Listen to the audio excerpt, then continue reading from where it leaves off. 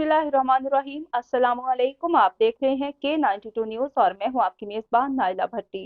शामिल करते हैं आज की अहम खबरें। अली जैदी और फिरदौस शमीम नकवी अंदरूनी सिंध की जेलों में मुंतकिल। नदीम नवाब मुगल की रिपोर्ट के मुताबिक कराची पाकिस्तान तहरीक इंसाफ PTI सिंध के सदर और साबिक वफाकी वजीर अली जैदी को कराची से जैकबाबाद जेल मुंतकिल कर दिया गया। महकमा दाखिला सिंध ने 2 रोज कबल अली जैदी की तबीयत नासाजी के बायस घर को सब जेल करार देकर इन्हें घर मुंतकिल कर दिया। तहम गुज़िश्ता रोज़ अचानक इनके घर को सब जेल करार देने के अहकामात मनसूख कर दिए जाएंगे। इस हवाले से महकमा दाखिला सिंध की जानिब से जारी नोटिफिकेशन में साबिक विफाकी वजीर को MPO के तहत जैकबाबाद में मुंतकिल करने के हुक्म दे दिया। ख्याल रहे सिर्फ अली जैदी को ही घर पर नजरबंद करने की सहूलत फराहम की गई थी, जिस पर हुकूमत सिंध को तनकीद का सामना करना पड़ा था। दूसरी जानिब PTI सिंध के रहनुमा और सिंध असम्बली के साबिक अपोजिशन लीडर फिरदौस शमीम नकवी को कराची सेंट्रल जेल से सक्खर जेल मुंतकिल कर दिया गया।